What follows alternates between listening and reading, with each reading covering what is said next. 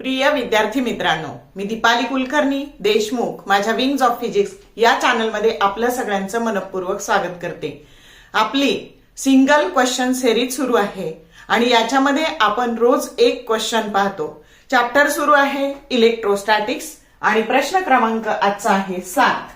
तर आज आपण असा जो राईट अँगल ट्रायंगल आहे तर त्याच्यावर 3 चार्जेस बसलेले आहेत आणि त्याच्याबद्दलची इलेक्ट्रोस्टॅटिक एनर्जी, एकूण इलेक्ट्रोस्टॅटिक एनर्जी 0 असेल तर कुठल्याही एका चार्जची किंमत तुम्हाला विचारली जाते, तर ती कशी काढायची हे आपण बघणार आहोत। तर या प्रकारचा प्रश्न हा सीईटी 2022 ला आलाय, 23 ला आलाय, 24 ला आलाय, 25 ला आलाय आणि म्हणून हा एकदम सोप्या पद्धतीने काढता येतो आणि म्हणून तुम्हाला त्या प्रश्नांची कल्पना द्यावी म्हणून मी हा आज प्रश्न घेतलेला आहे। तर सीईटी सेलने असं डिक्लेअर केलेलं आहे की ह्यावेळेचे जे सीईटीचे प्रश्न आहेत ते जेई लेव्हलचे असणार आहेत आणि म्हणूनच हा जो प्रश्न आहे हा जेईला पण पडलेला आहे अशा पद्धतीचा आणि म्हणूनच आपण तो प्रश्न आज सिलेक्ट केलेला आहे। तर वेळ न घालवता आपण बघूयात प्रश्न काय आहे तो। हा प्रश्न सीईटी 2022 ला आलाय। 3 charges Q plus Q and plus Q are placed at the vertices of a right angle triangle as shown. The net electrostatic energy of the configuration is 0. The value of Q is option A minus Q divided by 1 plus root 2, option B minus 2Q, option C minus root 2Q divided by root 2 plus 1 and option D plus Q. तर आता बघूयात आपण आता ह्या जे right angle triangle आहे तर ही side हिला आपण एक्स म्हणायचं, हिला एक्स म्हणायचं आणि मग आपोआपच राईट अँगल ट्रायंगल असल्यामुळं हायपोटेनस आपला येणार आहे एक्स रूट 2। मग आता नेट इलेक्ट्रोस्टॅटिक पोटेन्शियल एनर्जी 0 आणि ह्या क्यू चार्जची किंमत काढायची। मग आता नेट इलेक्ट्रोस्टॅटिक पोटेन्शियल एनर्जी कशी काढतो आपण, तर सगळ्या ठिकाणी 1/4 पाय एप्सिलॉन नॉट आपण कॉमन घेतला। ह्या अंतराला आपण एक्स म्हटलंय। मग आता 2 चार्जेसचा गुणाकार क्यू क्यू डिव्हायडेड बाय अंतर एक्स, त्याच्यानंतर प्लस आता हे 2 charge Q square divided by X plus आता हे 2 charges Q Q divided by X root 2 आणि दॅट इज इक्वल टू 0। मग आपोआपच हे पण काय होणार आहे, हे निघून जाणार आहे आणि हे इकडं मल्टिप्लाय केले 0 ला, एवढीच टर्म शिल्लक राहिली। आता इथे सगळ्या ठिकाणी Q by X Q by X Q by X आहे का, आहे। म्हणून आता या प्रत्येक पदाला या तुम्ही गुणायचं एक्स बाय क्यू ने करायचं। कशाने गुणायचं, एक्स बाय क्यू ने। या प्रत्येक टर्मला मल्टिप्लाय करायचं। असं केल्याने काय होईल, multiply each term X by Q and therefore मग काय आलं तर इथं फक्त क्यू शिल्लक राहिले। इथं काय शिल्लक राहिलं तर इथं फक्त क्यू शिल्लक राहिला, स्मॉल क्यू, आणि इथं पण काय राहिलं तर क्यू रूट 2 शिल्लक राहिलं आणि दॅट इज इक्वल टू 0।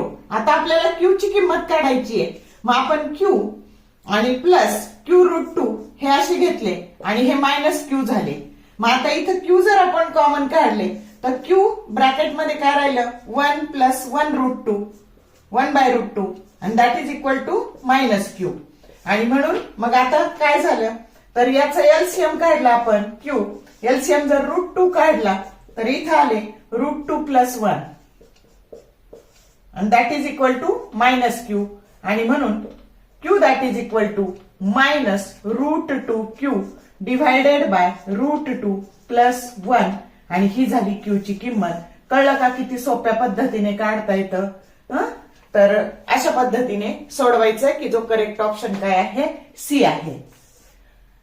समजला का टाईप किती सोपं आहे ते। आपण इक्विलॅटरल ट्रायंगलची पोटेन्शियल एनर्जी घेतली होती, इथं फक्त आपण राईट अँगल ट्रायंगलची पोटेन्शियल एनर्जी घेतलेली आहे। आता हा प्रश्न सीईटी 2023 ला आलाय बघा। 3 point charges plus Q plus 2Q and plus Q are placed at the vertices of a right angle isosceles triangle. The net electrostatic potential energy of the configuration is 0 if Q is equal to option A minus root 2 by 3 Q option B plus √2/3 into Q.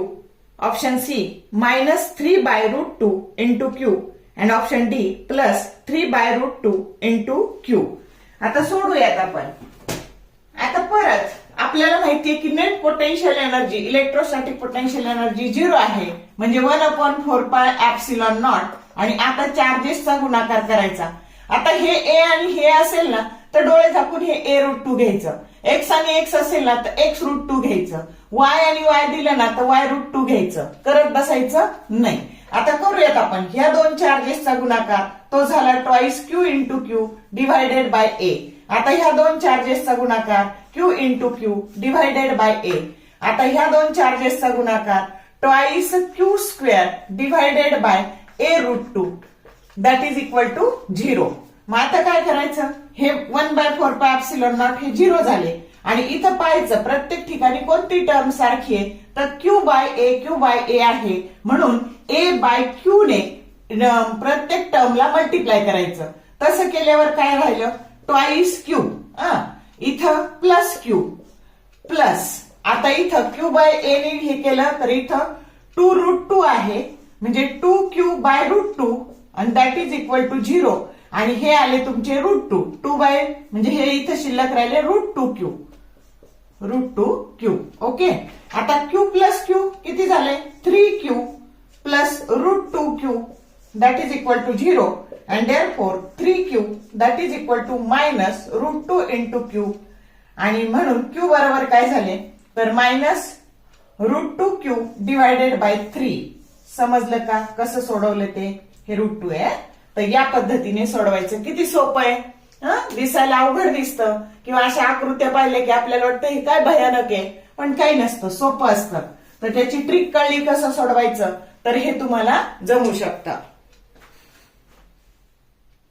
Problem काळजीपूर्वक बघा आणि हा CET 2024 ला आलेला आहे. आता तो तुम्ही स्वतः सोडवायचा आहे आणि उत्तर मला कमेंट बॉक्समध्ये टाकायचंय, म्हणजे तुम्हाला खरंच जमतंय का नाही याची पण प्रॅक्टिस होईल आणि मलाही कळेल की तुम्हाला ह्या टाईपचा प्रॉब्लेम सोडवता येतो की नाही ते. तर जर हा व्हिडिओ आवडला असेल लाईक करा, मित्रमैत्रिणींसोबत शेअर करा, कमेंट टाकायला विसरू नका, कारण तीच आमची काम करण्याची ऊर्जा असते. All the best for your study and thank you for watching this whole video.